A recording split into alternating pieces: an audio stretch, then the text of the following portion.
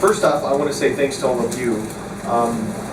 Before I was a 501st member and everything else, I was a Type 1 diabetic. My story goes back about 26 years. I was 15 years old and was diagnosed when I was a sophomore in high school.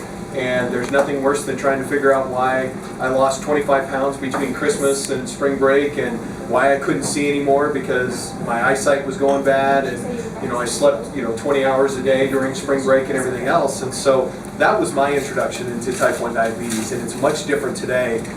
We've been able to go through the process with my oldest son, who was actually diagnosed about a year ago, and he actually just started his insulin pump last week. And so he and I have that special bond that we get to go and do our pumps together, and we get to figure out boluses at the same time. So, but when Jeff asked me to talk, he wanted me to kind of communicate about my involvement with JDRF and the 501st and how that all tied together. And the Type 1 stuff obviously came first, and I've been involved with JDRF for actually about 14 years. And I've been doing the walks for that long. And when I joined the 501st Legion back in 2006, it was one of those things where I thought it would be kind of cool to do something different. And so my wife and I came up with the idea that I was going to be defined as the Type 1 Stormtrooper. So, and my goal of that was always to interact with the kids, to show them that it wasn't the end of the world. And so on all of my costumes, if I've got it someplace on the outside, I will actually stick my insulin pump in there. And so then when I'm talking to the kids and hey, who are you walking for? So I ask that question a lot, and they'll say, oh, we're walking for Ellie, or we're walking for Bob or Larry or whoever. Well, then I make a point to go up to them and I'll show them that. I go, hey, I have Type 1 diabetes as well, and so I can make that connection there. And so a few years ago when JDRF decided that they were going to do the hats, that we could identify the people that are out walking during the day of the event, I said, I want that. I said, my group, we want to do that. And so every year when you go to the JDRF Walk in Denver, Colorado, the 501st is responsible for handing out those hats to all of those people that are Type 1 diabetics. And that's a neat thing for us, because then we get to identify with that. Including my son, we actually have 5 members who have Type 1 diabetes. So this hits close to home for us. In a number of ways. So we've been doing the walk a number of years, and then for a number of years, and then about 5 years ago, James Buckles, who was the previous executive director for JDRF, approached me and said, hey, I love what you guys do with the walk. It's great. It's fantastic. Have you ever thought about stepping it up a little bit? And I said, well, what are you thinking? And he goes, well, what about the gala? And I thought, okay, what about it? He goes, well, what if we did a Star Wars event at the gala? He goes, the people love you guys and everything else. And I will be honest, I'm not a hoity-toity fancy type of person. And my wife and I used to volunteer for the gala every year, and we would help set up and do those things. And we realized that wasn't the event for us. The day that we were helping setting up for the event, my wife and I are down on our knees and we're setting stuff up for the auction. And this lady, and I'm sure she had the best of intentions, but she comes walking by and she goes, girl, you really need a pedicure. And walked on, and my wife and I just kind of looked at each other and went, did she really just say that? And it was, like I said, I'm sure she meant it in the best intentions possible, but it was just like, this isn't our crowd. We are not the, uber elite. We are not the high. I can't write a $5,000 check to donate to JDRF every year. I can't do that. I have a wife that stays at home. I have 2 kids. I just can't afford to do that. So the walk was a better fit for us. And so when James came and approached me, I was a little bit hesitant. Well, what do you think? And he goes, well, what if we were to partner with a bowling alley or a laser tag facility, and what if we did it as a Star Wars birthday party?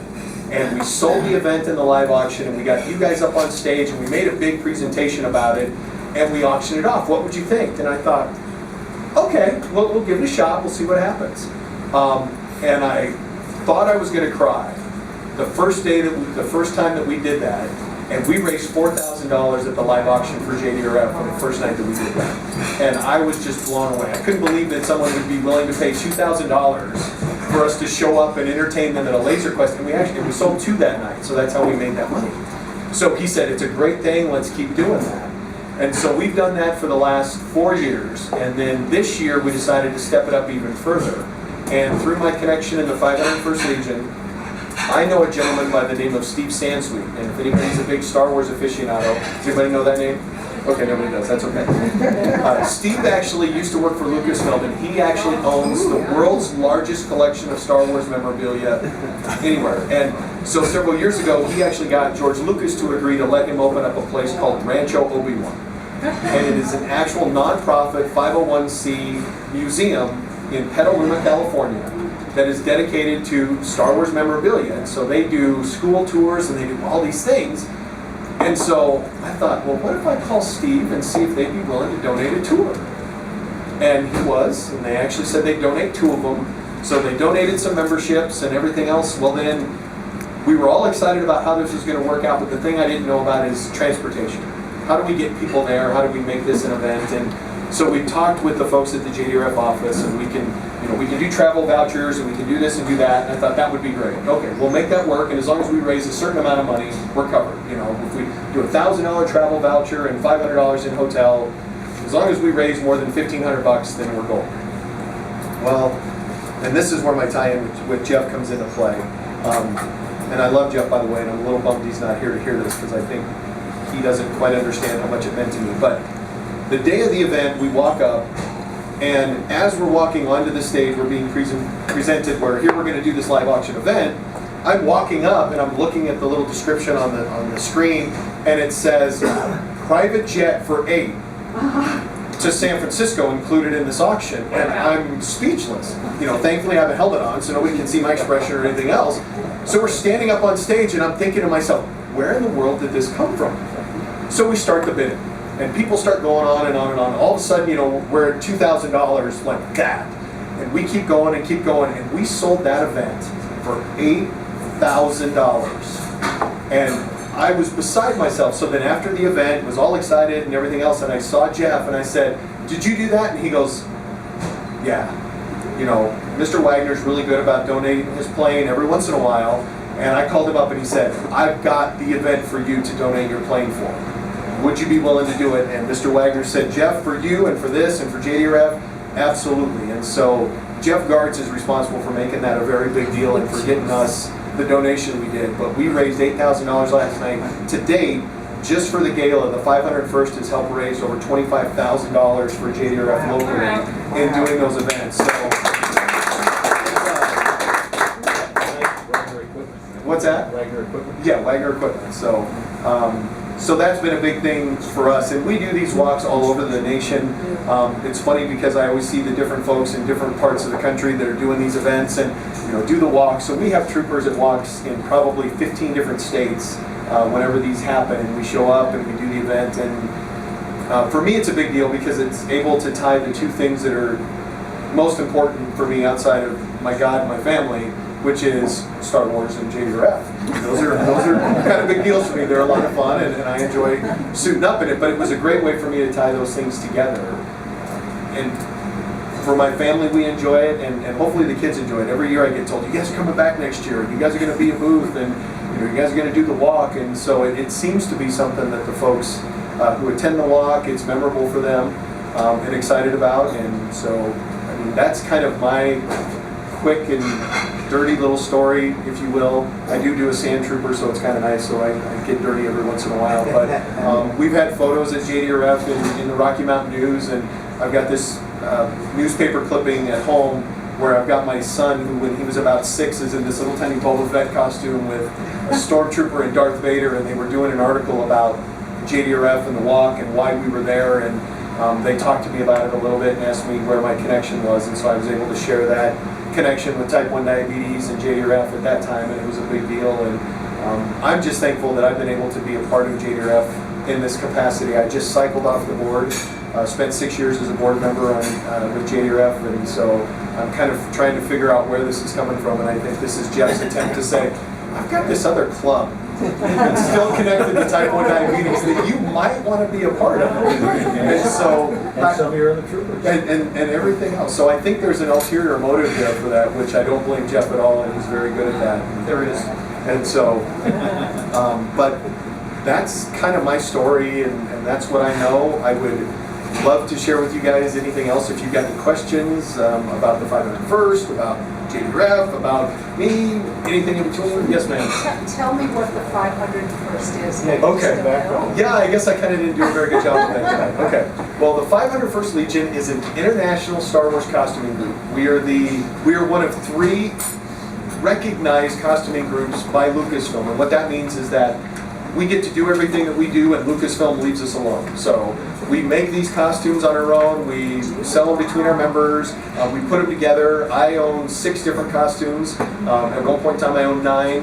I built them all myself and created them and made them look the way they do. And my wife owns 2 of them. So she's a member, and she got involved because of me. But we actually, at this point in time, we actually have members on every continent on the planet. We actually have a member down in Antarctica that he had this very small, he works for a research company, and he had this very small amount of space that he could take with him, and he said, I'm taking my armor, because I'm going to get a picture of me in Antarctica in armor, so we can say we're so we have a little over 6,000 members worldwide, and we've been in existence since 1997, and the whole thing started, and it has a charity tie-in, and so there's a big deal to this, which is kind of cool, is that in '97, there was a guy by the name of Albin Johnson in South Carolina, and they were getting ready to re-release the movies. They did the whole Star Wars special edition. It was the 20th anniversary of A New Hope.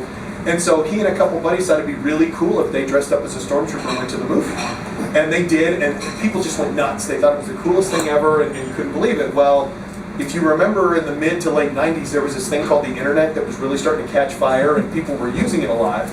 Well, yeah, exactly. Well, then people started posting pictures of these events that they were doing and talking in chat rooms, and hey, I dress up as a stormtrooper, and all of a sudden, well, hey, I do too, and hey, I do too. And so Albin realized that there was a collective group of people that had this interest and had this desire, and it would be a cool thing to tap into together. And so in 1997, he founded the 501st Legion, and he wanted something that sounded very militaristic, but it fit within, but it wasn't really stepping on anything that Lucas had already done, because that's a big no-no, and everything else. And so over the years, it just kind of grew and grew and grew. And so originally there were, it's kind of funny because there were 13 original garrisons, so it's kind of like the 13 colonies and everything else. And so Colorado was actually a part of one of those first 13, and we actually had members in Utah, Arizona, Wyoming, New Mexico, and Colorado, and that made up the Mountain Garrison, which is the group that I'm a part of today. And it went from there to just explode. Well, about 3 or 4 years after Albin joined, he had a daughter by the name of Katie. And Katie actually was diagnosed with, and I wish I could remember the type of cancer, but she was diagnosed with terminal cancer. And I apologize that I can't remember which one. I should know this off the cuff. But she told her dad at one point in time, she said, you know, it'd be really cool if I had a pink R2 droid to watch over me when I was sick. So it's kind of the R2-D2 thing. So this story got out, and we also have this group that are the R2 builders. So all of these droids that you see run around at these conventions and everything else, guys make those on their own. I mean, all of the stuff that you see is all handmade, homemade. You know, these really crafty people in their garages that make these forms, and they do vacuum forming and resin casting and everything else.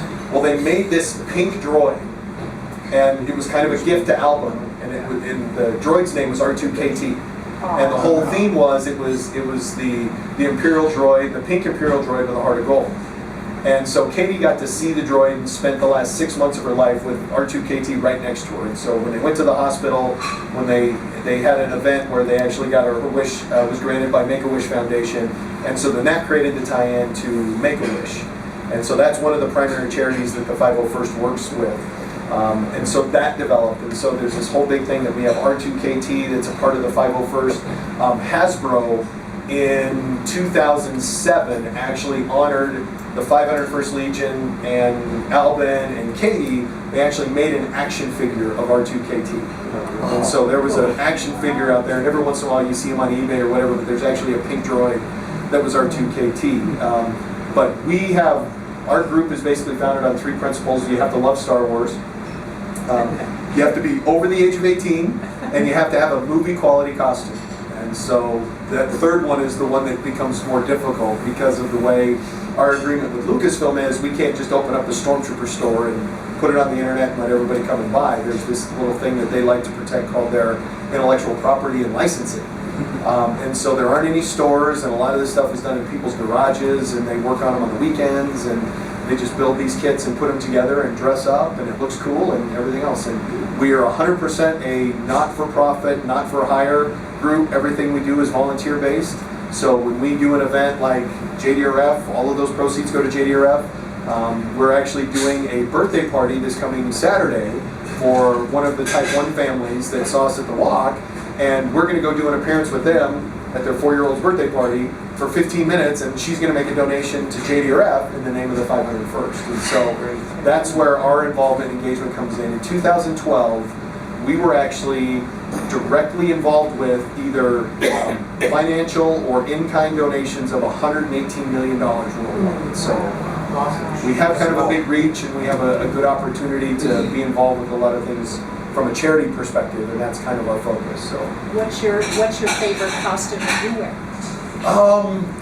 You know, right now, I have one. It's in, nobody will know what this is, but that's okay. It's an animated clone trooper, and it's from the animated series that they did. They did 5 seasons of an animated cartoon series called The Clone Wars.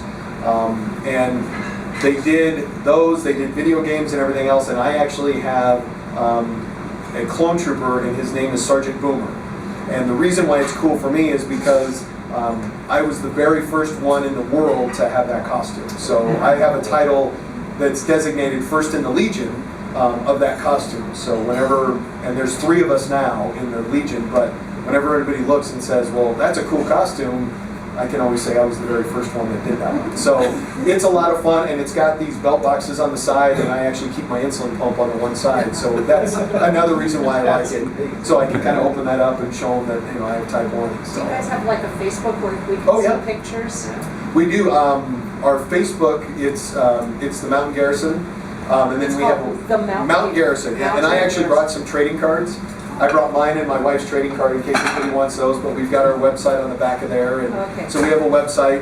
It's primarily forums that we communicate with one another, but we also have a gallery section, and we've got a lot of events and stuff like that. And we've got some statistics about how to contact us and what we do and everything else. So, how many members in the Mountain Garrison? We have almost 100 members. Right now, because of our growth, the Mountain Garrison covers Colorado and Wyoming. So we actually have, I think now we have 7 members in Wyoming, and then we have right at 90 members within the state of Colorado. So, and we are broken up into squads. Again, it's very militaristic in environment. So we have the Mountain Garrison, and then we have 3 squads. We have the Snowy Range Squad, which is north of Denver and all of Wyoming. And then we have the Mile High Squad, which is the group, which is the squad I belong to, which is the Denver metro area. And then we have the Pikes Peak Squad, which is Southern Colorado, Colorado Springs, Pueblo, and they're a very active group. We normally have anywhere from 65 to 70 events a year that we actually get invited to and we participate in. So we can be very busy. We have events almost every weekend in some capacity, sometimes 2 or 3. So. You go to Comic Con? Oh yes. We have a very big presence at Starfest, Denver Comic Con, and we've done panels. Okay. Ask you to join us. Well, thank you very much. Well, I appreciate that. Thank you. Oh, I like that. I'm getting the paperwork. That's fantastic. I like that. Well, I'm wondering how hot the costumes really are. How hot the costumes really get. They're warm. If you ever see any of us that stands there and goes like this, the reason why is because it creates a little bit of airflow, and if there's any kind of breeze, it helps cool us off. But if you have time for a moment, I've got a story to tell you. I have been lucky enough to participate for 2 years, and it was a few years ago, but in Star Wars Weekends, which is actually put on at Disney World. So every year, the last 2 weekends in May and the first 2 weekends in June, Disney turns their Hollywood studios into a Star Wars extravaganza. So Friday, Saturday, and Sunday is what they call Star Wars Weekends. They have special guests, they do all sorts of stuff, but they have this big giant parade that goes through Hollywood studios. The 501st Legion is the only group in the world that has ever been allowed to march on Disney property with a helmet on with their face covered. Disney is very, very careful about that. You know, you want to walk into the park and you got a helmet on that covers your face, you got to take it off. So we have some very unique opportunities there. Well, the group in Florida is kind of the point for that whole thing. And so the first year that I went down to do it, we had this guy from the Florida Garrison making this big speech about, it's really hot down here and you guys aren't used to it, you need to be prepared, and just, if you can't handle it, it's okay. So we're all going, whatever, we've done this before, we're fine. So we do the parade, and I remember as we're leaving and going into the back lot, there's this guy next to me in this clone costume, and I'm walking and I'm watching him and he's doing this. And there's another guy that's standing on the other side of him that was an EMT, and he literally goes, hold this, and we start peeling all of the plastic and all the armor off of this guy, and he literally passed out from heat exhaustion right there. And so we got him into a cool area, got him cooled down, and he was fine. Well, then the next day, we had a guy who dressed up as a Tusken Raider. And so if anybody knows Star Wars, they're the guys in the brown cloth that are wrapped from head to toe, and it's really hot. Well, this guy makes it all the way back to our changing area, and he literally passes out from heat exhaustion in the bushes behind Disney. Well, on Sunday, we had someone, and this one wasn't their fault, but we had someone with epilepsy that actually had a seizure in the Disney parking lot. Well, the reason that it's interesting is because all three of those people were all from Florida. And so we thought it was kind of ironic that they're making such a big deal about all you out-of-towners, be prepared. And they took that approach, so it was very interesting. But it definitely is it's a concern. A lot of times when we do events like the walk and things like that, we will ask for an enclosed area so that we can go in the back and take our helmets off and do things like that. And we usually stay very hydrated. I've actually dressed up in my snowtrooper costume in Florida for the last 2 Star Wars conventions, so I'm a glutton for punishment. So. It does get warm in there.